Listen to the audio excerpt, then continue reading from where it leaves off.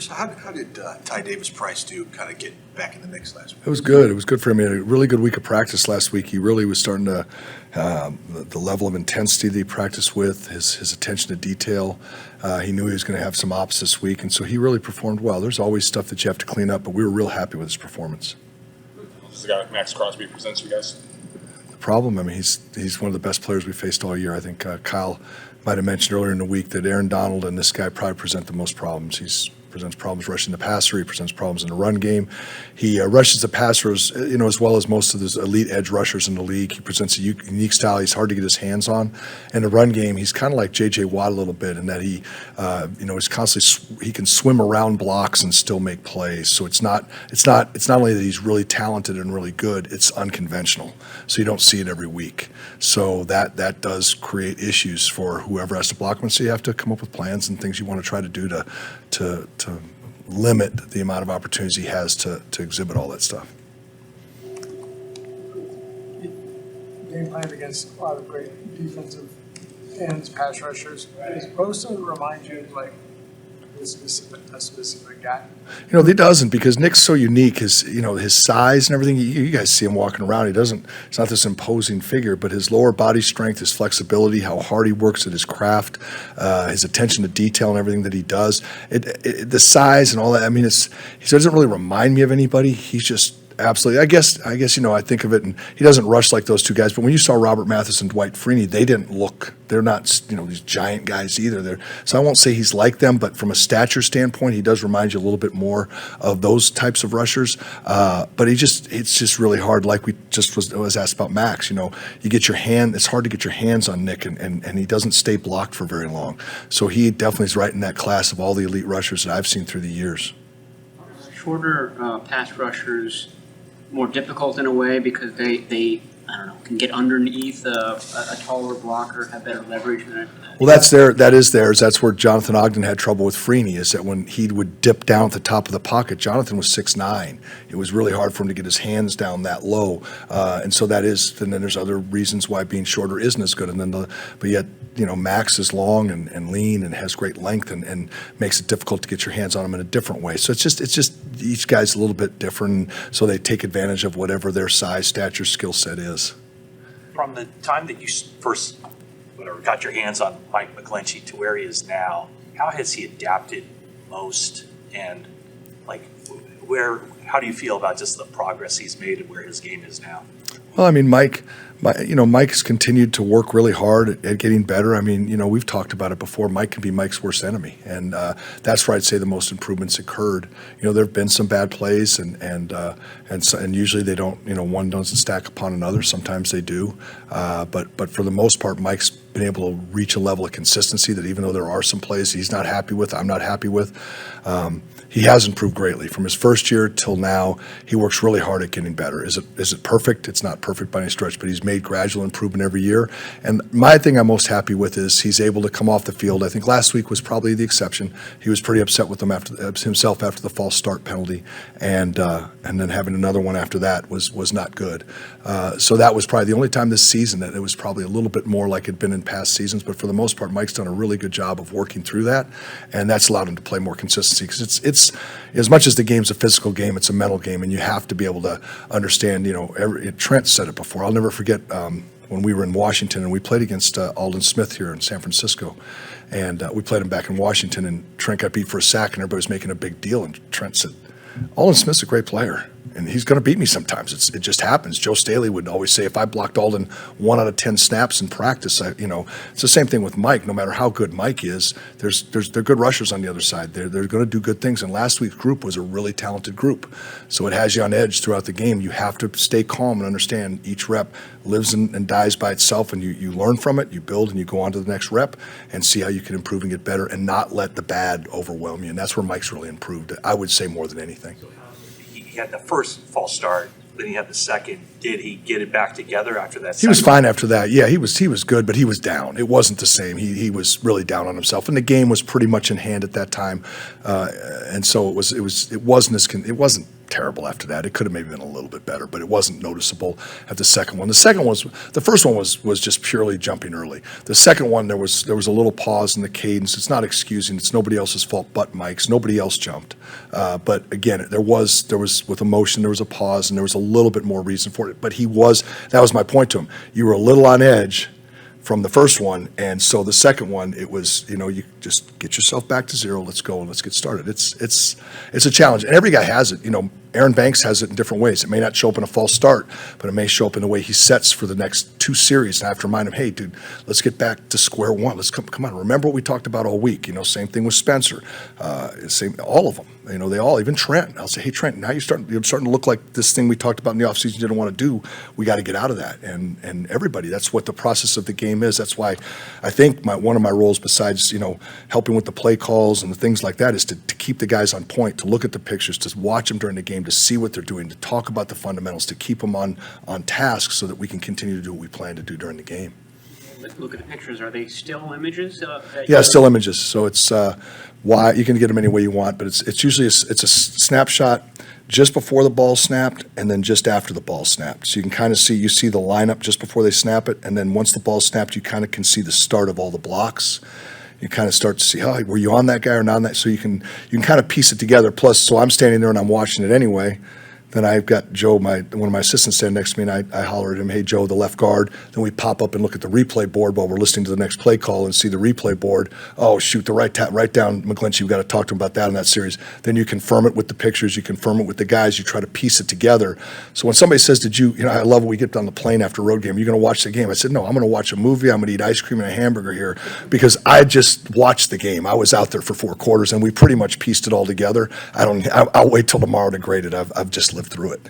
You miss the days of the Polaroids coming down on the fishing line? It's the same thing. It's just now all on our surface. Yeah, everybody get a surface. You do that during when the defense is out on Yeah, we go as fast as we can. Unfortunately, with our defense, if we have a 10-play drive, it might be 3 and out, and I don't have time to do it. That's a lot this year. I've really had to speed up the process. Our defense gets off the field pretty quickly. That's kind of how it was when I was in a couple places, Tampa and Baltimore. The defense was so darn good that you barely have time to go through it. But I'm trying to go through it as quick as I can. The guy upstairs tells me what he sees. We've already pieced a little bit together. Hey, Jake, you did call the right? Yeah, I called that guy. What happened on your A block? Da da da da da. That's what it looks like. Okay, let's make sure we keep doing that. I think you're not whatever it is. I make the correction. So Sorry.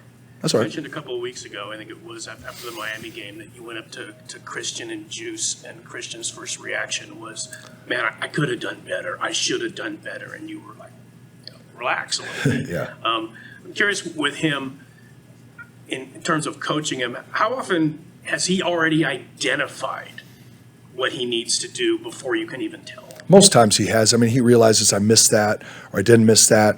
And sometimes he's like, why was that not better? It felt like there was, what could I have done different? He'll ask, what did you see?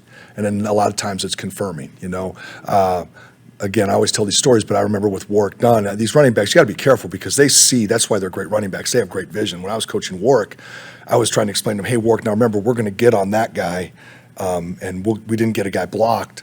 And I said, but we'll get him next time, so just trust us and keep pressing the line. And I said, is that what you're asking about? He said, no, Coach. He said, I'm not worried about that guy. If you don't block him, I'll make that guy miss. I'm worried about the next guy. It was the next guy. It was a guy I wasn't even really thinking about as a coach.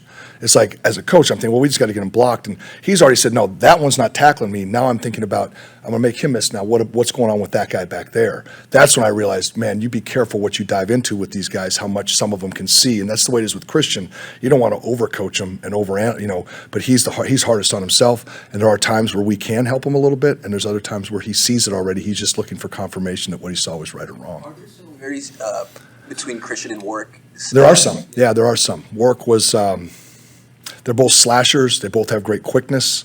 They have good speed, right?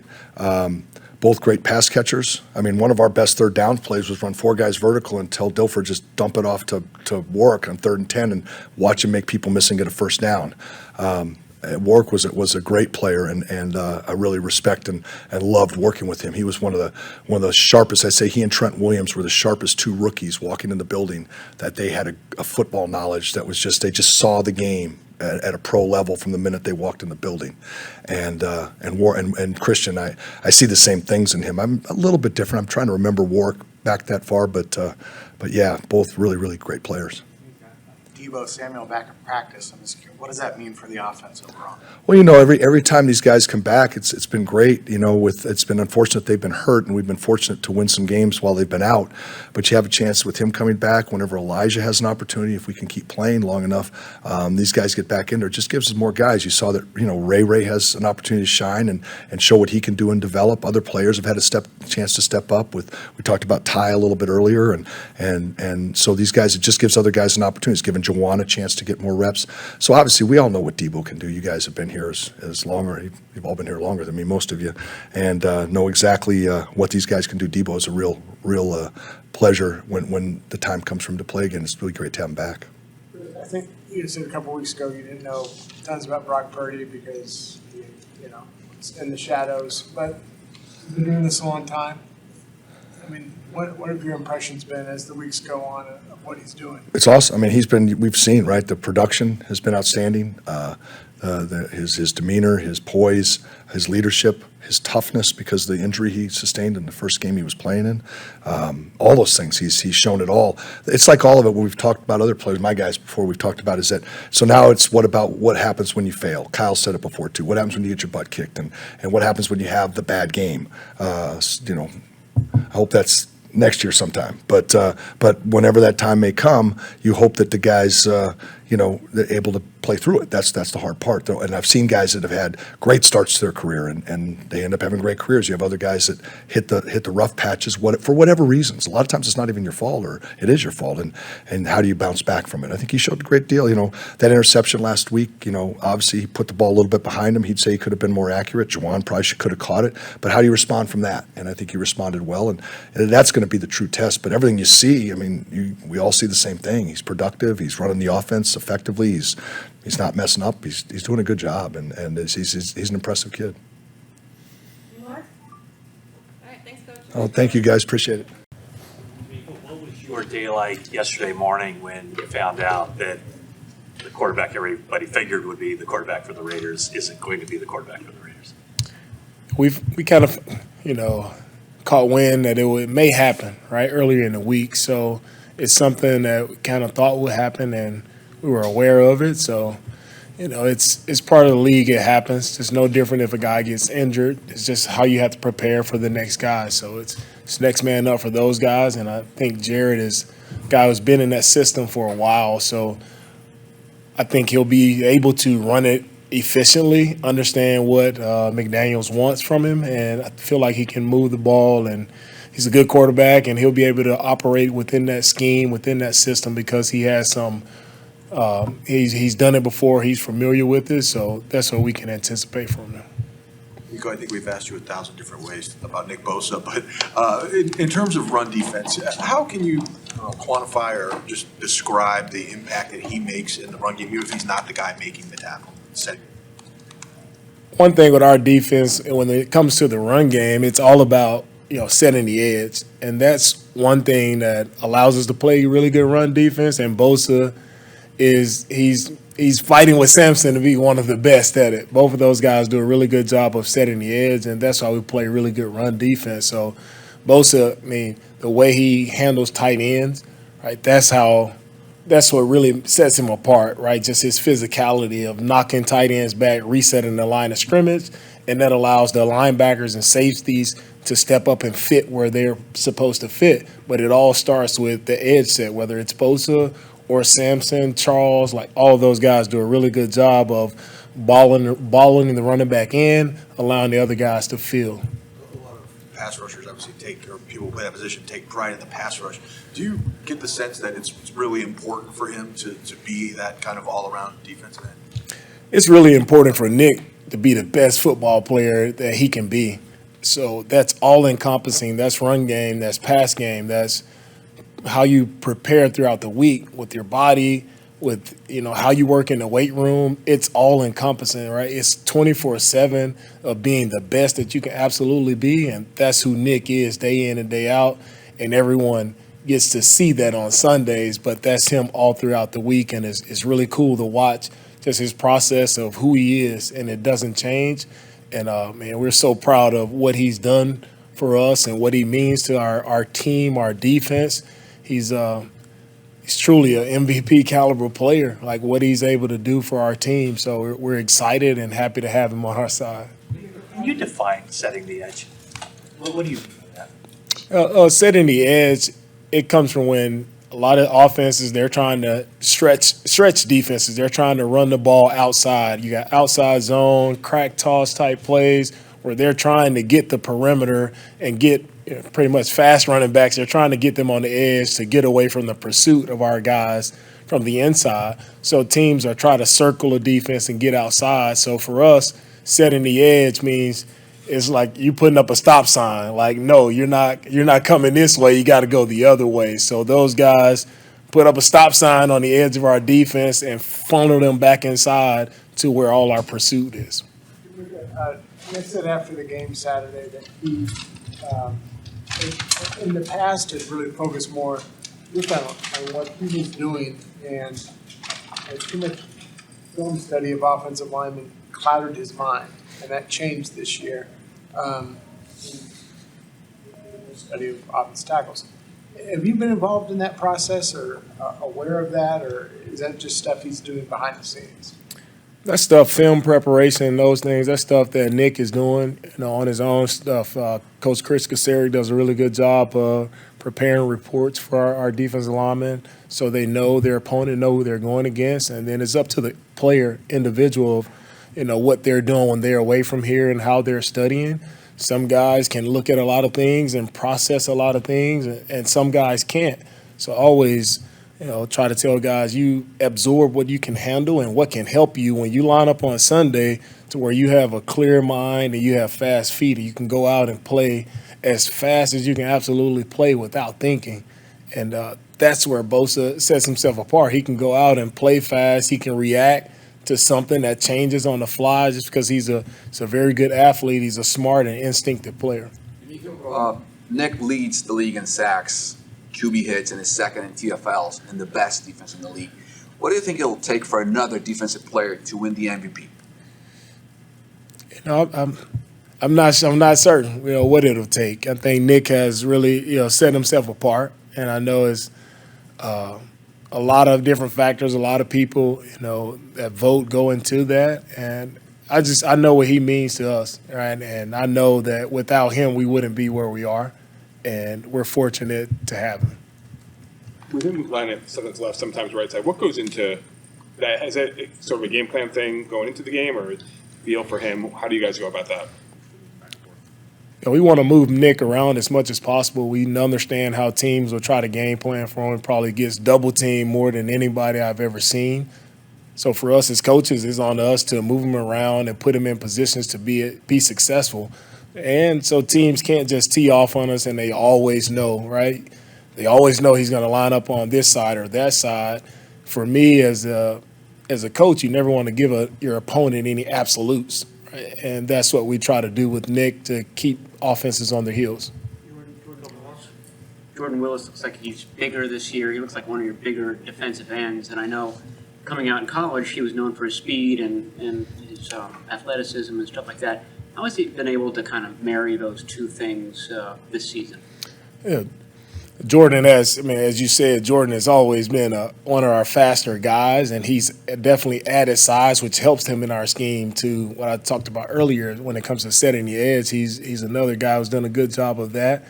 He's physical in the run game, and Jordan played one of his better games for us last week. He jumped off the tape just with the physicality, with the speed, being able to run the quarterback down to the sideline. Like Jordan, he made some big-time plays for us last week in the run game, and I feel like that size, the strength, and the speed, you saw all of those three. You saw all of it in this past game, and see why Jordan is a really good player when he steps in. Like, he's not just a rotational guy just to eat reps. He steps in and he affects the game. He makes plays for us, game-changing plays, and it was really cool to see for Jordan. A lot of talk about obviously the Raiders' quarterback change and the fact that they've lost a lot of leads that they've had. But I guess the flip side of that is they've taken a lot of leads, and they've got a pretty elite wide receiver and a pretty elite running back and a tight end that's really good. When you see it, then how do you see a dangerous team? with the Raiders, I do see a very dangerous team because they have playmakers all over the field, right? You talk about their big three, they have guys who can really take over games, and we still have our hands full no matter who's at quarterback, right? We still have our hands full with this team, right? They've been in a lot of close games, a team who's vying for a playoff spot. So we know we're going to get all that they have, and we know they're coming out gunning for us. So we have our hands full, and we're ready to roll. Well, how would you describe Mooney's demeanor, I guess, on or off the field? Are they similar, or? Mooney's he's a very quiet guy, confident guy. I think on and off the field, it's the same personality with Mooney. One thing I say about Mooney, he's never had a bad day. He's always in a really great mood, always positive, uplifting. So he's a fun guy to be around because he's always has great energy about himself. He was talking about how he likes to match up against guys like the second half of the season. How do you see the matchup? Like, what's it going to take to go up against Devontae Adams this week? With Devontae, I mean, this guy he's one of the best receivers in the league, and we faced him a few years in a row. But he's always seems to make plays, no matter where he aligns on the field. They move him all over the place, get him on the outside. Right, this guy can go up and make plays. He does a really good job of finding the ball, making it tough on corners. And he's a guy who's always looking forward to that matchup. You can tell he thrives in that one-on-one moment.